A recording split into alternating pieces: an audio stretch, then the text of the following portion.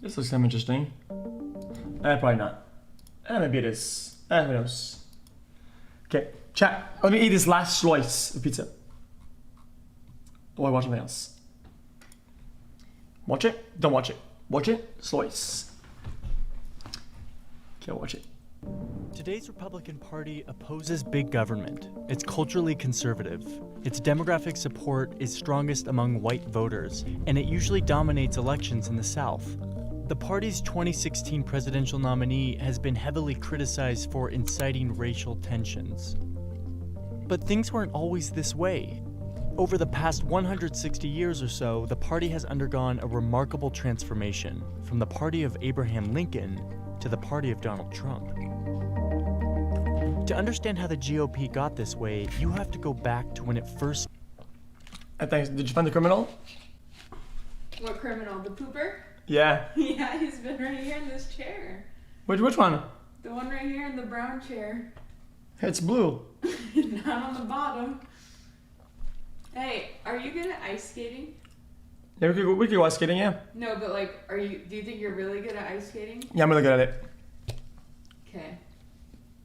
Because I can do like figure skating and shit. we might relay race against some people. Against who though? Like Nick and Milena. Yeah, the thing is, I haven't done exercise for a long time, Yeah. so my legs are all fucked up. You know the other day when I was doing flips on the ground, Yeah. I've been sore for like 5 days now, just from doing three jumps. I know. My abdominals are crushed. Imagine my legs whenever I'm gonna skate. Do you think you could do it though? I could do A it. relay race? Okay, really, it's pretty hardcore though, right? What? What? It's it's pretty A hardcore. relay race? Relay race is pretty hardcore, yeah. Yeah, but here's the thing. So you and Nick know how to ice skate, and I think Miz and Maya might go too. And apparently Maya's a good ice skater between them two. So it would be you three, and then me, Miz, and Milena are the shit ones that don't know how to ice skate at all. Right. But I don't know if this is a for sure thing. I was just wondering if you knew how to Yeah, we could go. Yeah, I can ice skate. Yeah. Okay. Well, I mean, I've never been able to do hockey because I hate hockey. I think it's boring. But I can go fast. I can break. I can go backwards. I can do flips. I can do spins and shit. I like.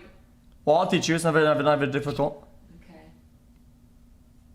Well, we'll see if it becomes a thing. Well, it's not something like biking where like it takes like repetition and you have to understand the mechanics of it. Like once you understand the movement, you don't need to understand the mechanics of it. You know, like biking, you have to pedal. I've been ice skating Okay. a few times. For biking, you have to pedal, but you have to understand how the bike works also. But in skating, you want to do the movement. There's nothing else. I'm just every time I get on skates, I just think I'm gonna break my ass or something. You could very well could. Yeah, I know. That's why you probably can be like the newbies when they go like this. Yeah. Oh, come on. Yeah, that's me. Like that. They all do that. They all do it. That's me. Okay. Well, I'll go talk to Nick about it because he was the one that asked us. Sure, we could go. That'd be fun. He asked if we would be up to something like that. Yeah, you go skating, sure. At the rink? Yeah. So you make a competition or what? Yeah. Oh, you mean a big O? Yeah. Not a rink, not like an arena. I mean a whole circle. Yeah. Like Like in the a Olympics. hockey thing. No, like a size of a hockey ring. Okay. But it's made for relay racing or whatever. No. Okay, so we're just gonna fuck it and put some cones in and just do it. Yeah. All right. How good is she though? How good is Maya? Is she good at it? They said she's pretty good. That's what they said. Okay. But I don't know how good, because if Miss Kip is better than me and Milena can't skate. No, Missy if it's fat, there's no way. Don't say that. What? That's me. Don't say that. Oh, I'm sorry about that. I'm not. I'm sorry. I'm sorry. Stop. I'm sorry. I just been seeing the memes online. What am I supposed to do? I'm just trying to fucking fit in and act like I know shit, okay? What if he wins? He doesn't win. It's impossible. Oh my gosh. Sammy, I'm Canadian and I can do fucking figure skating, okay? Chill out. Okay. Goodbye. Bye. first came into existence in 1854, just 7 years before the Civil War. There are two parties at this point, the Whigs and the Democrats. America is quickly expanding westward, and there's an intense debate over whether or not new states should permit slavery. The Democratic Party, with strong support in the South, has become increasingly pro-slavery. But the Whigs are divided on the issue. Their northern supporters are really afraid that the growing number of slave states would have too much political influence, which they feared could really hurt free white workers economically. So in 1854, the country is debating whether or not the territories of Kansas and Nebraska should allow slavery. The Whigs can't agree, and the party ends up collapsing. The former Whigs in the North form a new party that will fight against I understand bias sometimes when it comes down to current issues and news, but I don't understand sometimes when, maybe not this video, when people do history bias. I think that's the worst possible bias because you're literally trying to change history with the way that you're biasing things, but not this one. I don't think this one is like that. letting slavery But we see it sometimes though. Further. They call it Schools the do it. Republican Party. By 1860, the Republican Party has become increasingly powerful in the North. Enough so that a little-known Republican named Abraham Lincoln wins the presidency. Even though Lincoln promises he won't interfere with slavery in states that already have it, he and his party are still too anti-slavery for the South to tolerate. So 11 southern states secede from the Union, forming the Confederate States of America. The northern states decide to fight to keep the Union together, and the Civil War ensues. The result is a northern victory and the abolition of slavery nationwide. After the war, Republicans begin fighting to ensure that recently freed slaves in the South have their rights. A year after Lincoln's assassination, the party passes the Civil Rights Act of 1866. They fight to make sure that black men have the same right to vote with new laws and constitutional amendments. But something had happened during the Civil War that began changing the young Republican Party. Government spending during the war made many northern businessmen really rich. Gradually, these wealthy financiers and industrialists start taking more and more of a leadership role in the Republican Party. They want to hold on to power, and they don't think that fighting for black rights in a mostly white country is the best way to do that. Meanwhile, the South is resisting these new racial reforms, often violently.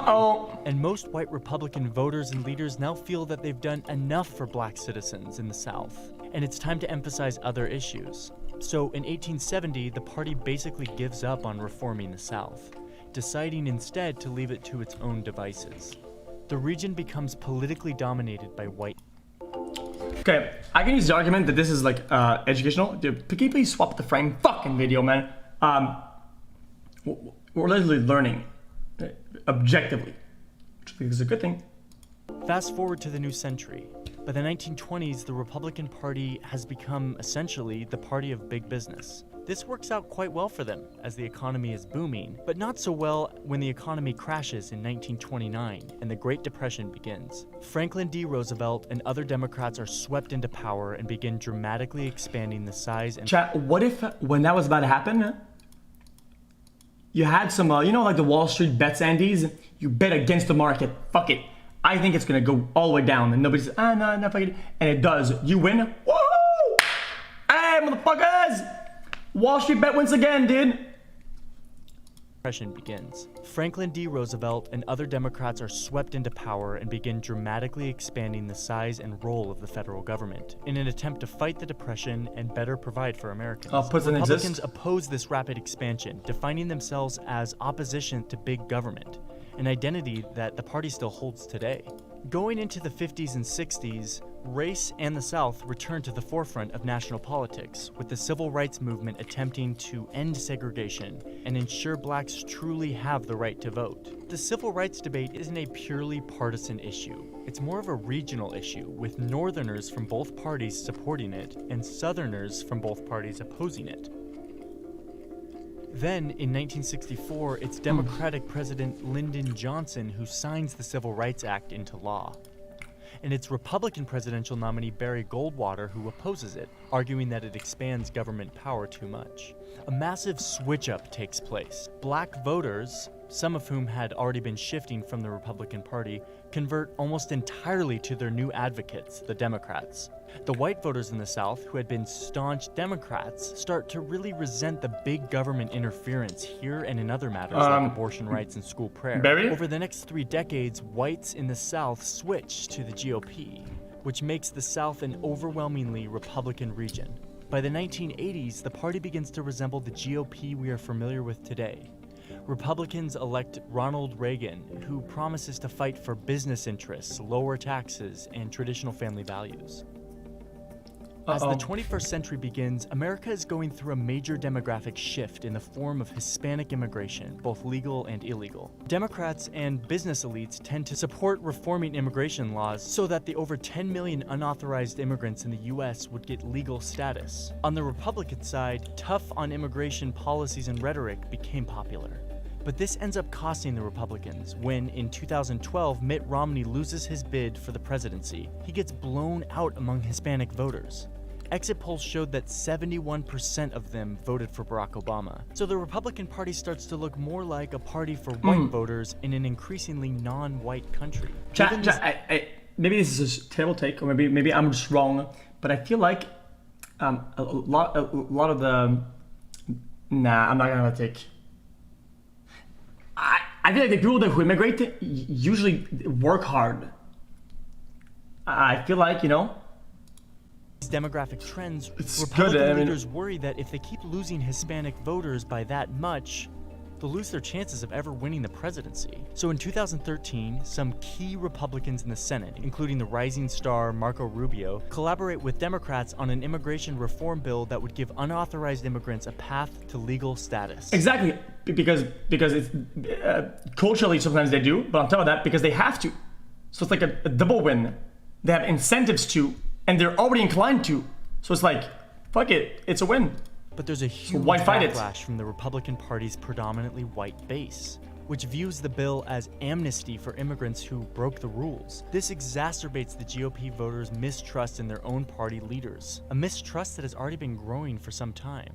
And that makes the political landscape of 2015 fertile ground for a figure like Donald Trump, an outsider businessman who wants to build a wall on the border of Mexico. Trump isn't a traditional conservative, but he appealed to the resentment and the mistrust of party leaders that Republican primary voters had, as well as the strong opposition to growing immigration trends. And even though he was loathed by party leaders, he won enough support in the primaries to become the GOP nominee for president. So now the Republican Party is once again at a major crossroads as it tries to meet the political challenges of the 21st century. It's up to Republican voters and leaders to decide just what they want their party to be.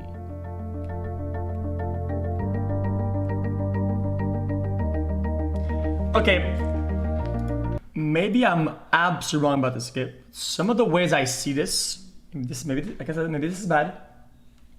It's kind of how I see moderating chat.